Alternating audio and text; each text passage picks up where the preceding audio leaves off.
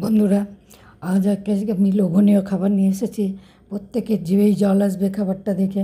রাস্তাঘাটে পথে মাঠে আমরা কিন্তু চলতে ফিরতেই এই মানুষ এটা খেয়ে থাকি। এটা খেতে কিন্তু অসাধারণ লাগে, আর উপকারও আছে এটাতে। এটা কিন্তু প্রত্যেকেরই লোভনীয় জিনিস এবং প্রত্যেকেই ভালোবাসে কম বেশি। এটা কিন্তু কেউ অস্বীকার করতে পারবে না।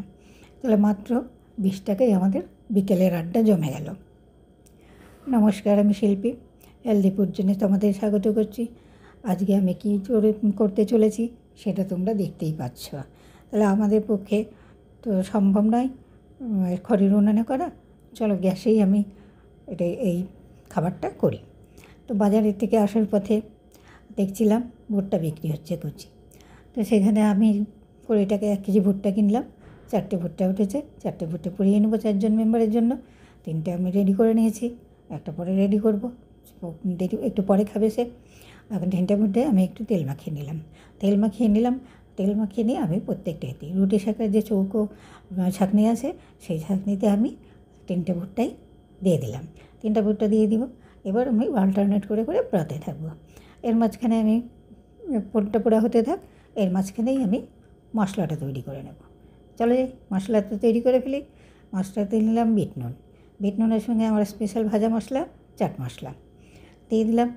এরপরে লেবুর রস, লঙ্কা। আর ভুট্টাগুলো নাড়িয়ে নিচ্ছি। দেখো ভুট্টাগুলো কত তাড়াতাড়ি পোড়া হয়ে যাচ্ছে। আর খড়ির উনানের ধোঁয়াও নেই। খড়ির উনানে করতে গেলে সেই ছাদে একটা উনান আছে কোনো রকম, সে বানিয়েছি। সেই উনানটাতে যেতে হবে। তার মধ্যে আবার ধোঁয়া, গরম। তো গরমের সময় এই হাঁটতে গিয়ে বাঁধের ধারে আমরা প্রায়ই খেতাম আগে।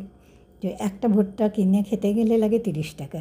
আর 20 টাকায় বাড়িতে সবাই মিলেই যদি আড্ডা মেরে খাওয়া যায়, তাহলে কিন্তু ভালো খারাপ হয় না, বেশ ভালোই লাগে।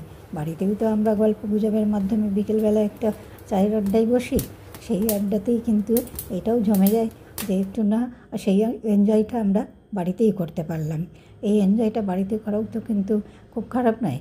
নিজে বাইরে গিয়ে একা এনজয় করাচ্ছে, যদি আমরা সবাই মিলে বাড়িতে একসাথে এনজয় করে কোনো কিছু করে, আর আমাদের এখানে পয়সারও সাশ্রয় হলো, এনজয়টাও হলো, দুটোই হলো।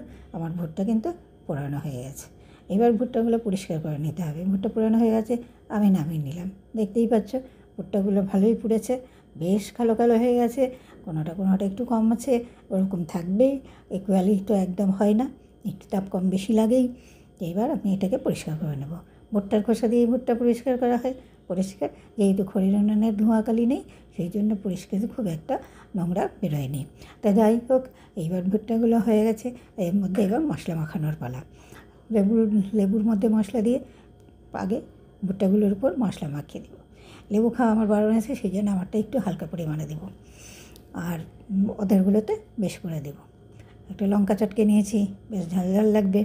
তাহলে বলো বন্ধুরা, যে আমার এই খাবারটা বানানো বা রেসিপিই বলছি, কেমন হলো বাড়ির আড্ডার জন্য? যদি ভালো লেগে থাকে তাহলে একটা লাইক করে দিও, শেয়ার করো, কমেন্ট করো, আর চ্যানেলটা সাবস্ক্রাইব করে পাশে থেকো। যারা পুরনো বন্ধু আছো তাদেরকে অসংখ্য ধন্যবাদ। আর যারা নতুন বন্ধু দেখছো, তারা প্লিজ চ্যানেলটা সাবস্ক্রাইব করে রেখো। তাহলে বেল আইকনটা প্রেস করে দিও, তাহলে আমার ভিডিওগুলি তোমার নোটিফিকেশান তোমাদের কাছে চলে যাবে। আর যদি চ্যানেলটা ভালো লাগে সাবস্ক্রাইব করে পাশে থেকো। দেখো খুব সুন্দর লাগলো। তো ভিডিওটি দেখার জন্য ধন্যবাদ। পরের ভিডিওতে দেখা হবে। সুস্থ থেকো, ভালো থেকো, সাবধানে থেকো। টাটা।